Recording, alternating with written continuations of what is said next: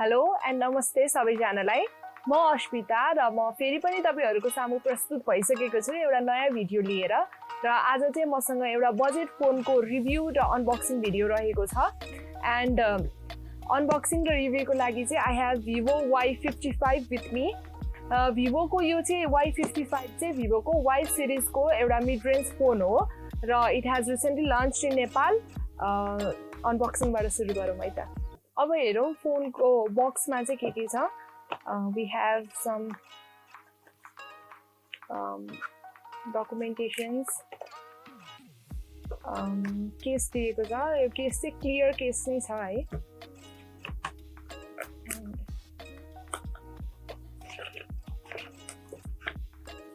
Phone itself फोनको बारेमा चाहिँ अहिले एकछिनमा हेरौँ ल and next up we have हामीसँग चाहिँ टाइप सी केबल छ and adapter र प्लस पोइन्ट हामीसँग चाहिँ इयरफोन पनि दिएको रहेछ भिभोले युजुअली आजकलको फोनमा आउँदैन बट भिभोले दिएको रहेछ so it's a good thing र एउटा पिन बक्समा भएको कन्टेन्ट चाहिँ यति नै हो अब हेरौँ फोनमा के छ नाइस मसँग चाहिँ यहाँ आइस डाउन भेरिएन्टमा छ and you can also get another midnight galaxy variant जुन चाहिँ ब्ल्याक भेरिएन्ट हो र यो चाहिँ देख्दाखेरि ब्लुइश व्हाइटिस टिन्ट आउँछ एन्ड ग्लसी फिनिस छ एकदमै र it does a decent job in resisting fingerprint एक टुक्रा पनि फिङ्गरप्रिन्ट लाग्दैन एज यु क्यान सी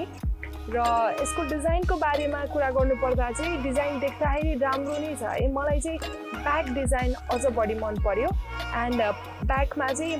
यहाँ क्यामेरा बम्प पनि अलिक ठुलो क्यामेरा बम्प दिएको छ एन्ड सेन्सर्सहरू पनि अलिक ठुलो छ है क्यामेरा बम्पको सेन्सर्स र क्यामेरा बम्प दुइटै नै ठुलो रहेछ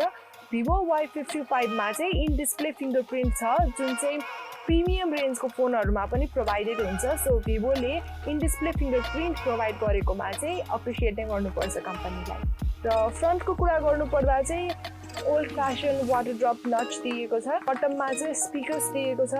हामीलाई type C grille obviously and mic पनि दिएको छ है अब हेरौँ फोनको स्पेक्सहरू VIVO Y55 को बिल्ड क्वालिटी चाहिँ त्यति इम्प्रेसिभ लागेन मलाई बिकज प्लास्टिक ब्याग दिएको छ एन्ड प्लास्टिक फ्रेम्स दिएको छ with no protection at all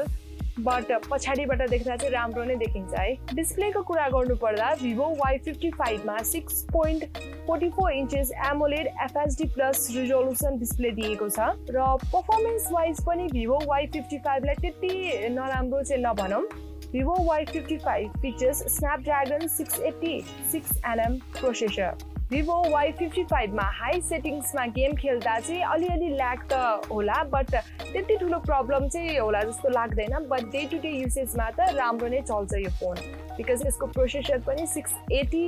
Snapdragon processor दिएको छ विच इज क्वाइट गुड कनेक्टिभिटीको अप्सनहरूमा चाहिँ it supports dual band WiFi Bluetooth 5.0 GPS USB Type-C and 3.5mm audio jack. This phone has 8GB RAM and 128GB storage which is sufficient for day-to-day usage but if you want more you can always go for external memory. Camera को कुरा गर्नुपर्दा चाहिँ VIVO Y55 features triple camera setup at the back र यसको स्पेक्सहरूको बारेमा भन्नुपर्दा चाहिँ 50 megapixel main camera 2 megapixel macro and 2 megapixel depth sensor छ अब कुरा गरौँ ब्याट्रीको VIVO Y55 मा चाहिँ 5000 मिलिएम्पियर को ब्याट्री दिएको छ विथ 44 वाट चार्जर र यो चार्जरले चाहिँ करिब 50% चार्ज हुनलाई 30 मिनट्स जति लगाउँछ VIVO claims that Y55 can provide up to 10 hours of PUBG and 18 hours of YouTube playback so कम्पनीले क्लेम गरे अनुसार नै ब्याट्री ब्याकअप दिने हो भने चाहिँ गेम लभर्सहरूको लागि यो फोन चाहिँ गो टु फोन हुन सक्छ VIVO Y55 चाहिँ नेपाली मार्केटमा 33,999 रुपिसमा उपलब्ध छ सो यो VIVO Y55 चाहिँ एभरेज नै लाग्यो मलाई यसको डिजाइन पछाडिबाट हेर्दा निकै राम्रो देखिए तापनि यसमा चाहिँ पञ्च होल छैन एन्ड हायर रिफ्रेश रेट पनि प्रोभाइडेड छैन त्यसैले VIVO Y55 लाई चाहिँ म जस्ट अ फङ्सनल फोन भन्छु एन्ड यो प्राइस रेन्जमा चाहिँ मार्केटमा अरू फिचर्स राम्रो फिचर्स भएका फोनहरू नभएका पनि हैनन् But if you are someone who is into gaming and who spend much of screen on time, then this phone can be an option for you. So, यो त थियो हाम्रो thorough review about Vivo Y55. If you like this video, don't forget to hit the like button, share, comment, and subscribe to our channel. Until next time, I'm Ashmita, signing off. Bye-bye.